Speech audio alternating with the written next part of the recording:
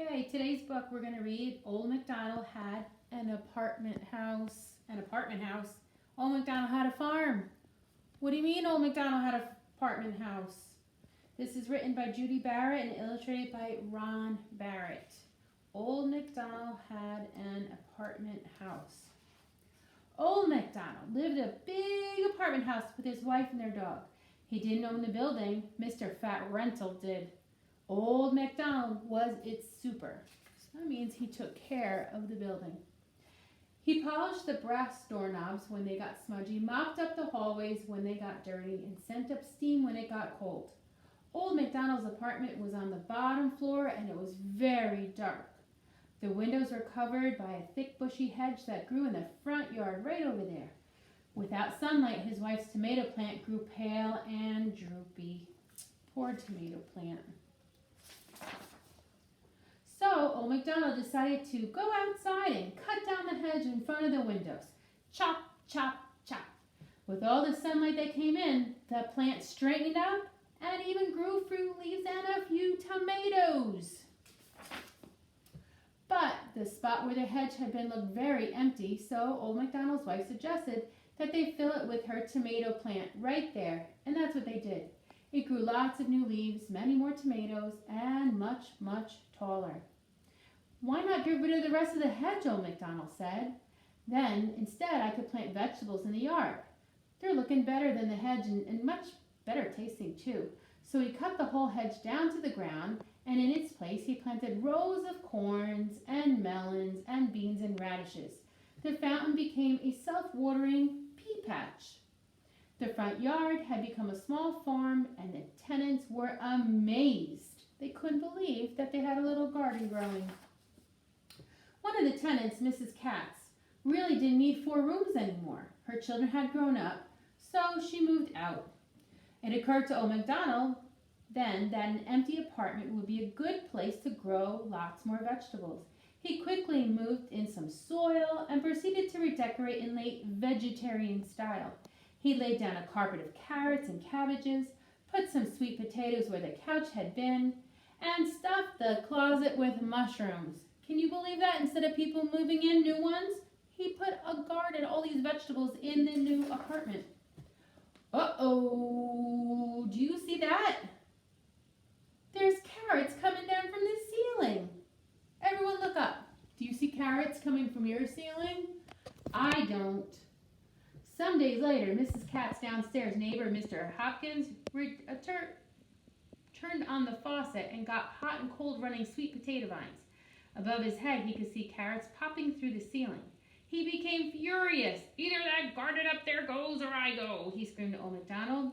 But Old MacDonald really didn't care. He had begun to feel that in some ways, vegetables had become better tenants than people. Carrots didn't smudge brass doorknobs, cucumbers didn't leave muddy footprints in the halls, and potatoes didn't bang on the radiators for more steam.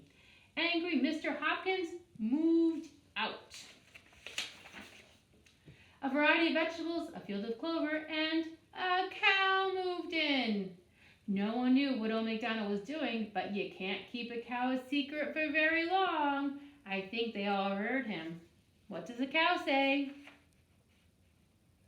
That's right, the cow goes moo.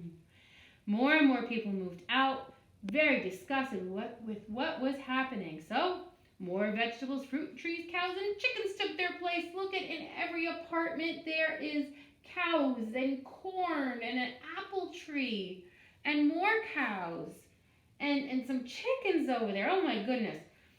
Finally, every tenant in the whole building moved out. The apartment became a 4-story farm. Then, one day, Fat Mr. Rental, the owner, stopped by to check on the house and collect the rent money, as he did every few months. When he saw that his tenants had become replaced by vegetables, fruit trees, cows, and chickens, he got very upset. Very upset. "Look here, Old MacDonald, what have you done?" he shouted. "Where are the families? All that's here now are bushels of fruits and vegetables, herds of cows, and flocks of chickens, and they can't pay me rent." Old MacDonald and his wife were very sad. They knew that they would have to leave. Fat Mr. Rental told them so. In fact, he was going to have the whole farm thrown out on the street. Old MacDonald told his wife not to cry near the tomato plant because the salt water wouldn't be good for it. Besides, it set a bad example for the cows. Fat Mr. Rental paced back and forth,